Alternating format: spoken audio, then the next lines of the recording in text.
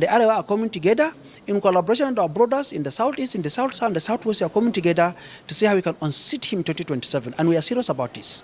And I've always said the North can change Nigeria. The greatest assets of this country is in the North. We can make more money, I say every year, we can make more money from farm agriculture than we make from oil. Our problem can be solved from the North. When we focus and invest in the North, what the North requires is investment, support, policies that can drive it, and it is doable, and this is something you can see changing as we start. For the coalition meeting we hold for May 25, 2025 for inside Continental Hotel for Abuja, where Atiku Abubakar attend, and other big dignitaries them also dey inside that meeting. Peter Obi did that meeting, Chibike Amechi did that meeting, and other correct Obunge people them dey inside that meeting. Now for inside that meeting, Peter Obi don't talk as usual. Peter Gregory Obi don't go keep us, he don't wow the public on the things and when go fit do and why it dey important to comot Nigeria inside poverty, at least to come out as many people as possible inside poverty. He talk about how we get very good arable land past some countries themselves, and he also wow the north. Remember saying that the northern part of the country na dem host this particular meeting, and he come wow the north to remind the north talk say na dem be the most valued asset we Nigeria get, because their land then they so fertile, and that land go fit be make a lot of good and difference for inside the country. Now so people just they clap for him as they talk. People go hear within the talk. The insecurity in Nigeria, especially in the north, rests on poverty. The rest of all that have been mentioned and everything. I've been in the financial industry for years, and I can tell everybody this, you can go and verify this in this country. I was in the financial industry. When you look for cash, you go to Ghana. Kano was #1 place for cash, because then we had all the factories in Bombay, in Sharadangwa, in Sharan. Go to Kano today, those industries are not there. Go to Kaduna, there's no industry. There's no industry again in Kaduna. We used to put Kaduna Trade Fair 2 years for it to get the space. Today, nobody goes there. We used to go to Medugri for cash. Today, nobody goes there. That is the poverty. And when you have poverty, you have criminality that you cannot control. Because when people don't know where the next thing will come from, you can never control your action. And there is the recruit. But in all these, it all rests squarely on governance, on government to solve. And I've always said the North can change Nigeria. The greatest assets of this country is in the North. We can make more money, I say every year, we can make more money from farm agriculture than we make from oil. And I'm starting to prove in everything. This entire country produces less than 6 million tons of rice. That is less than 10% of what Bangladesh produces. Bangladesh is a country that lives on 148,600 square kilometers of land. That is the size of 2 northern states. Niger at 76.3 and Borno at 70.8 is equal to Bangladesh. And Bangladesh has a population of 170 million. So if you divide their 146 by this thing, it's less than about 800 square meters, when these two states have over 13,000 square meters. It's a huge land. Niger State has most arable land in this country, cannot feed itself. It's 76.3 thousand square kilometers. They are not exporting anything. Netherlands, with 33,000 square kilometers. So Niger State is 2.5 times size of Netherlands. Yet, they exported 124 billion euros, about over $130 billion of agricultural exports. That is exactly 2.5 times what we get from oil. One state. The story is the same everywhere. So the solution is in the north. Look at a state like Taraba. Taraba can produce all the tea and coffee we need at the parks of Mandela. Taraba is 54.4 thousand square kilometers. Serenica, that is making all their money from tea today, is 65,000 square kilometers. If you divide it by the population, Taraba is 3 times, if not more than that, of that size. And they make $1.5 to $2 billion from tea. And all these days, I drive around the north and I feel pain. This year I've been to Kafanchan, to Kaduna, to Katsina, to Jigawa, all this around by road. And you see loads of uncultivated land. Go to Morocco and travel from Casablanca to Port of Pinjin on both sides. And you see the difference. We can change the north. Agricultural farmland in the north is dead. Why do we have to do huge budget where we are doing a road for 15 trillion? Why don't we use 1.3? If you put 1.5 trillion on insecurity in the north today, we'll start dealing with it. We can capitalize that bank with 1 trillion. And if we put another 1.3 trillion in poverty alleviation, one of the governors in the north told me he wanted to do small poverty alleviation, and he went to Bank of the North, Bank of Industry, and gave them 2 billion, and over 2 years, they cannot even put their own counterpart fund.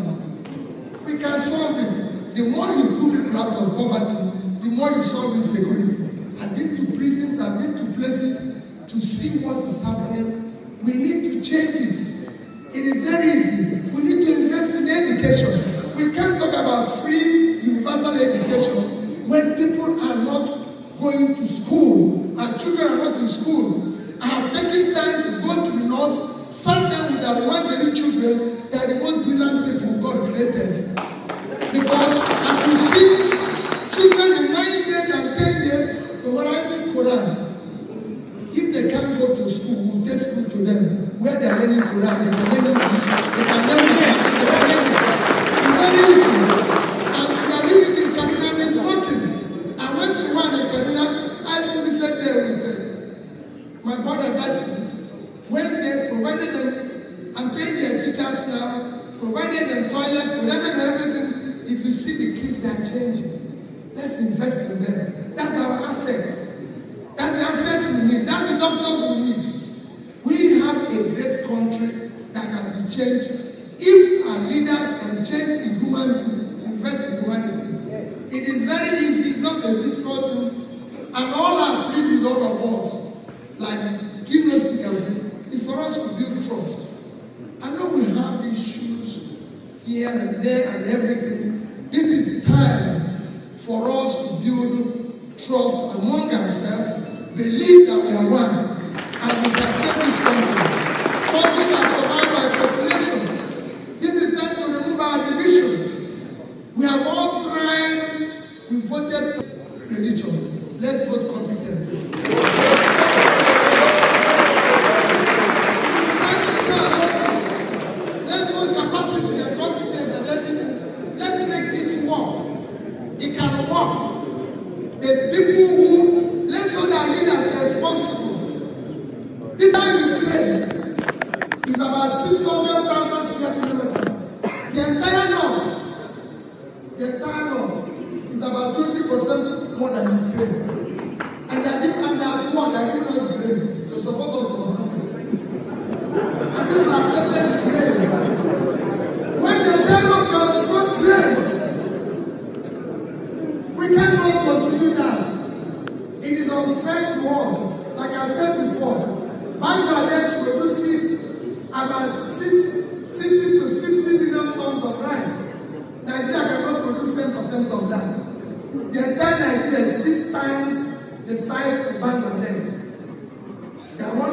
98, we are 900 and something. You can go on and on. Small states like Vietnam that came out of war can feed itself and export food.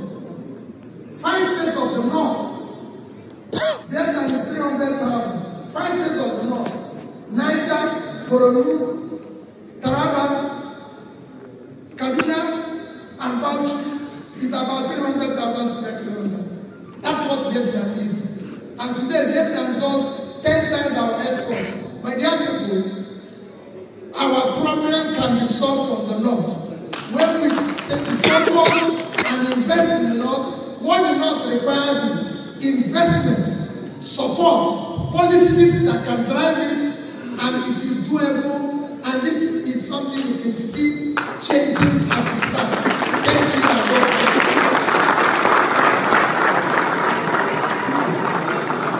And for those wey dey fear say e go dey hard to comot President Tinubu for inside office for 2027 through election because of say im be man wey sabi dis politics game well. And remember say im don dey opposition for a long time, so no kind game wey the opposition or coalition wan play wey im no go know. Well, Senator Elisha Abbo wey be say no call am toy shop senator, but he don come talk at the end of the meeting where he come dey tell people talk say no worry, even if the entire 32 state governors or 36 state governors them support President Bola Ahmed Tinubu, say they go still comot am because that vote na their own vote. Say na Nigerians vote na people they count on, and na Nigerians wey don't carry their koro I see shege banza for inside this administration. Say na them go decide who go be their president or not. Person will go comot them for poverty or person will go continue to put them inside poverty. He can't brief people on everything we be said and talk about. Say they don't vote all the ones where they vote to this time na the time to vote the right one. Just like waiting Peter Obi talk for him. Say we don't vote religion before. We don't vote ethnicity when we vote Buhari. We vote religion when we vote Muslim ticket when we vote Tinubu. Now na time to vote for competence. So with this competence now and with the shege banza way Nigerians they see, make we look whether Nigerians don't go do the right thing. Listen to Elisha Abbo. The North is trying to advance political unity. The North is trying to advance. Well, the North is trying to advance political unity. The North is trying to advance political inclusion. That whosoever is the president of Nigeria is the president of everybody. You are not the president for the North, you are not president for the South, you are not president for Igbo or for Yoruba or for Hausa or for Fulani, you are the president of every Nigerian citizen. That's what North want to advance, and that's what we believe in. Unlike today, with Tinubu's administration, he has proven to be anti-North, anti-poor man. And look at the budget and go through the budget lines of the Ministry of Works, for example. You put up a project of 13 trillion naira in one place. What did you put in the entire North? Next to nothing. How do you run a country like that? And how do you want people to be happy? You see, the fact that someone lives in suspicion, someone lives in fear, it is enough to stop him from going to bed. Suspicion is enough. And look at the insecurity in the North today. The resurgence of insecurity. It is so bad. So the North is trying to bring up a coalition that can work for Nigeria. Someone will ask of Buhari, look at the Buhari's appointment. Minister of Works, from where? From the South. Governor Central Bank, from where? From the South, an Igbo man. So he distributed these things. Look at what is happening today in Tinubu's regime. We feel, and we strongly feel that he doesn't love the North, even though the North gave him 63.4% of his vote. 63.4% of Buhari's vote came from the North. How is it treated? It was very bad. But that's not the case. The case is about Nigeria. And the Arewa are coming together in collaboration with our brothers in the Southeast, in the South, and the Southwest. We are coming together to see how we can unseat him in 2027. And we are serious about this. Nigerians are saying, by now, if you see a clearer picture of the coalition that comes to 2027, virtually all the parties are down in clashes now. And so you see that it's vibrant and alive. How do you intend to go about this? Yes, in 2015, PDP was very vibrant. What did their vibrancy took them? They lost. So when you think that you have decimated all other political parties and killed them, you think you are costing to victory. Nigerians are no longer the docile people that they used to be. So, as it happened in 2015, history will repeat itself. When they thought that everybody was docile, and they had the central bank, they opened the central bank vault, and they are wheeling out millions and billions of dollars. You can hear they gave one person 2.1 billion US dollars. In what name? In the name of buying arms. What did they do with the money? For campaign, 2.1 billion. In today's naira, that is over 40 billion. Right? Trillions. Okay. So they gave out this money in 2015 to help somebody to win election because they had the money. So if Tinubu and his APC think that because they have the central bank, they have our common money, our common heritage, our common resource in their pocket, and they want to use our own money to fight us, they will meet us. Forget about their dismissing political parties, their dismissing opposition. We are here waiting for them. When the time comes, they will know who is Northerner. They will know who are Nigerian citizens. And we are not afraid of their arrest. How many will they arrest? If people fought military, the military regime was fought to stand still.